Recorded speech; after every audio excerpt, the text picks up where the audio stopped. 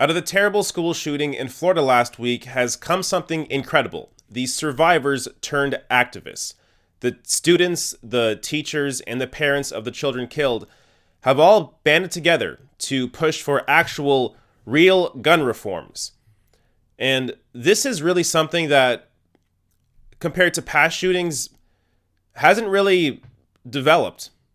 So usually when there's a mass shooting like this, it's talked about for a couple weeks, and then it slowly dies off.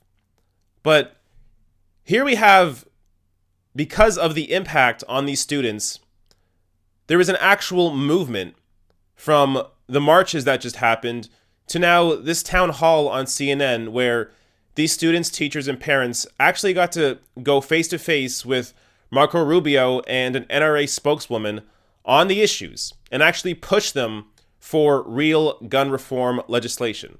So I'm going to have a few clips to get to here, and it covers a lot. And out of this, it seems like there may be some actual progress. So the first clip I'm going to show you is the student Emma Gonzalez, one of the school shooting survivors, where she faces up with NRA spokeswoman Dana Loesch. Dana Loesch, I want you to know that we will support your two children in the way that you will not. The shooter at our school obtained weapons that he used on us legally.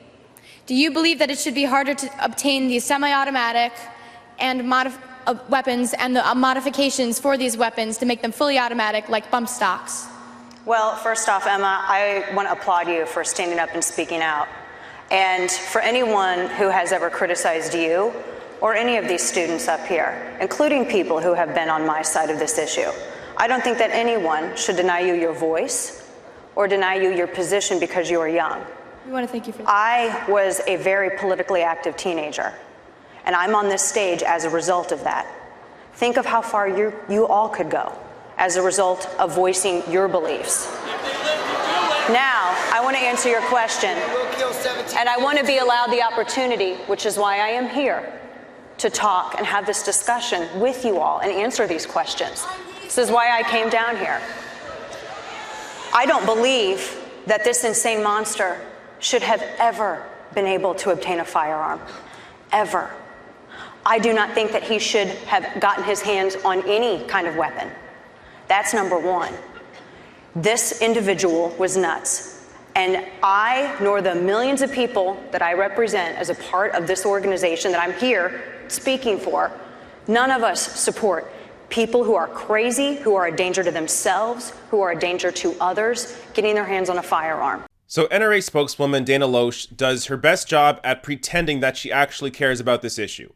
So there is more to that clip, but I cut it off because she pretends to answer the question, but she doesn't actually answer the questions. So she acts like herself and the NRA actually care about keeping guns out of the hands of people that shouldn't have them. But here's the reality.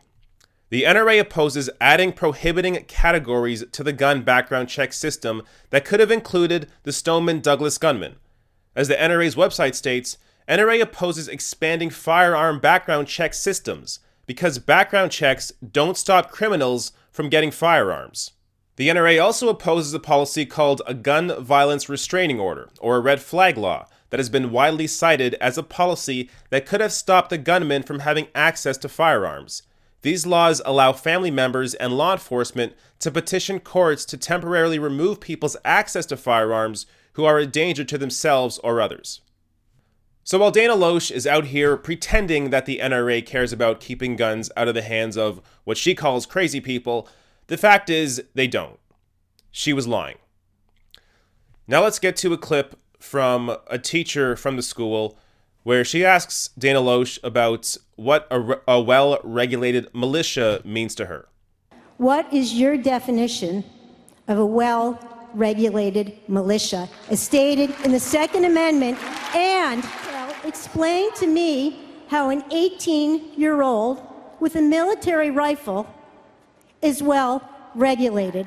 I want to answer your question. George Mason was one of the founders, and he said the militia is the whole of the people.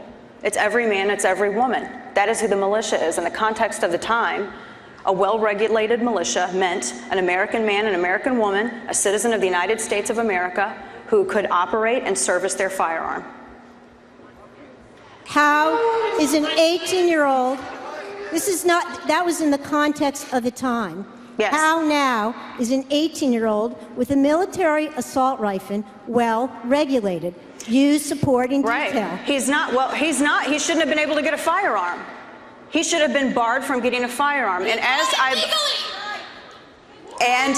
he should not have been able to. So, more empty bullshit from Dana Loesch.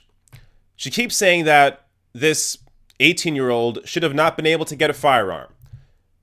Yeah, of course we all agree with that. But the NRA, the organization she works for, has continued to push back against any form of gun regulation.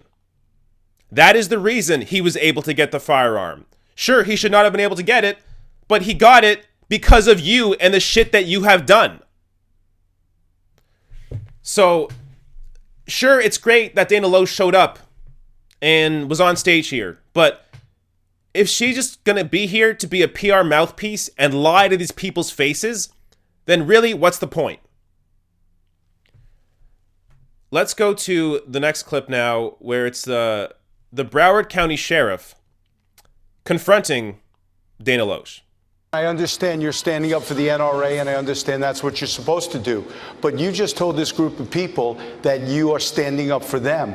You're not standing up for them until you say, I want less weapons. That was awesome. This sheriff, from the clips that I saw from this town hall, was incredible. Here is a guy who works in law enforcement trying to push back against the NRA.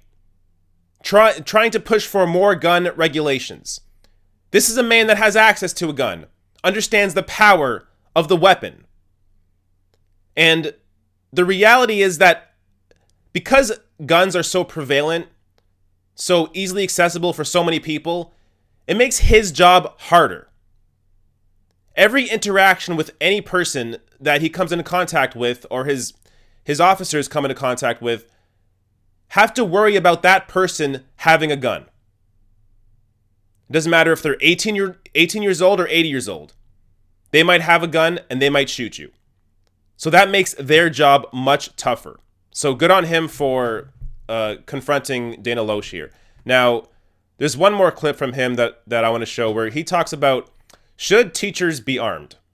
This afternoon, President Trump suggested that teachers, we should think about arming them as well. We discussed that a little bit here earlier. I'm wondering what you, as a law enforcement officer, what you think. I don't believe teachers should be armed. I believe teachers should teach.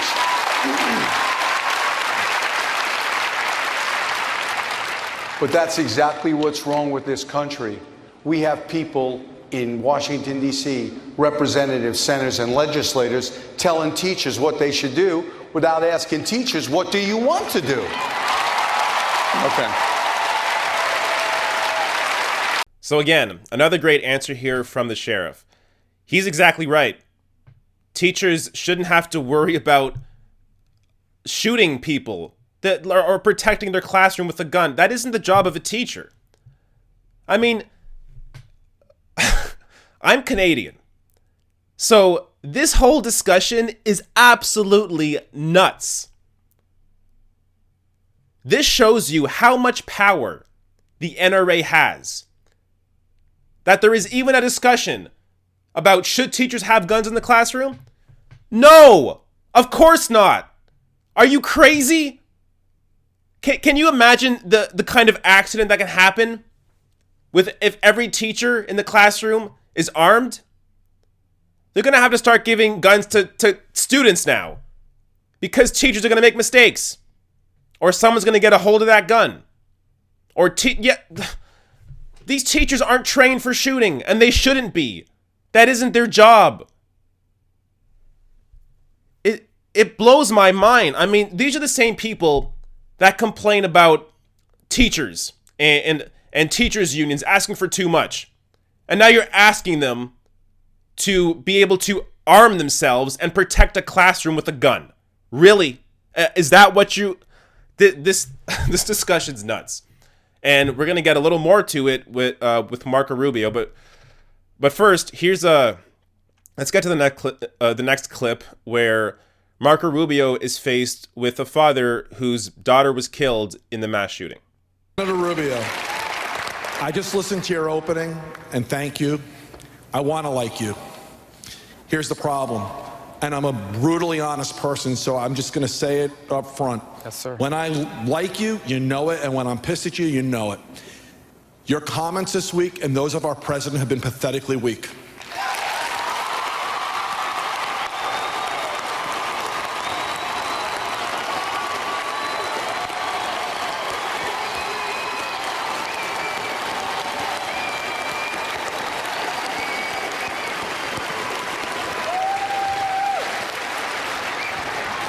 So, you and I are now eye to eye, because I want to like you. Look at me and tell me guns were the factor in the hunting of our kids in this school this week. And look at me and tell me you accept it and you will work with us to do something about guns. Fred, I'm not, first of all, let me explain what I said this week, and I'll repeat it. I'll repeat what I said. And what I said, and then I'm going to tell you what we're going to do. We're going to talk about guns, and we're going to talk about what I said this week. And here's what I said. I said that the problems that we are facing... Let him speak. I think we need to hear it. I'm saying that the problems that we're facing here today cannot be solved by gun laws alone. And I'm going to tell you what we've done already and what I hope we'll do moving forward. Were guns the factor in the hunting of our kids? Of course they were. And here's it's the weapon of choice. Can you say that? Number one, Fred, I absolutely believe that in this country, if you are 18 years of age, you should not be able to buy a rifle, and I will support a law that takes that right away. Fantastic. I will support the banning of bump stocks, and I know that the president has ordered the attorney general to do it, and if he doesn't, we should do it by law. I will support changing our background system so that it includes more information than it includes now, and that all states across the country are required or incentivized to report all the information into it. That was maybe the best clip of the night. It reveals so much because it shows you not just how movable these politicians are on the issues, which I'll list that in a second, but it shows you how weak the news media is. That this father is able to break Marco Rubio in half because of how terrible he has been on this issue, and then get him to move on some gun reform legislation. This is what the media should be doing day in, day out. That's their job. This shouldn't be the job of victims. This shouldn't be the job of a man who had his daughter killed in a shooting. This should be the job of journalists. So this father got Marco Rubio to support laws banning 18-year-olds from buying a gun, got him to support banning of bump stocks, and got him to support background system improvements, or background check system improvements. Again, this father here deserves all the credit in the world. But it just shows you how weak the news media is. Now, let's get to the next clip where Rubio appears to move on another issue. Would you agree that there is no place in our society for large capacity magazines capable of firing over from 15 to 30 rounds, and if not more? And I'm glad you asked that question, because I traditionally have not supported looking at magazine clip size. And after this and some of the details I've learned about it, I'm reconsidering that position, and I'll tell you why. I'll tell you why. Because while it may not prevent an attack, it may save lives in an attack. So the banning of large capacity magazines, another position that Marco Rubio has moved on. And I'm glad he has. It shouldn't have taken the death of 17 people in a school shooting for it to happen, but it's happening. And I guess he deserves some credit here, as long as he stays on this position. And Marco Rubio is a very weak politician. So, I mean weak in terms of weak to his donors. He does whatever his donors tell him to. And the NRA are one of his donors. So it's going to be a real test to see if Marco Rubio stands with the country or stands with the money. We're going to find out. Now, one last position here that Marco Rubio has a comment about is actually, this is from a Trump supporter, and she asked him.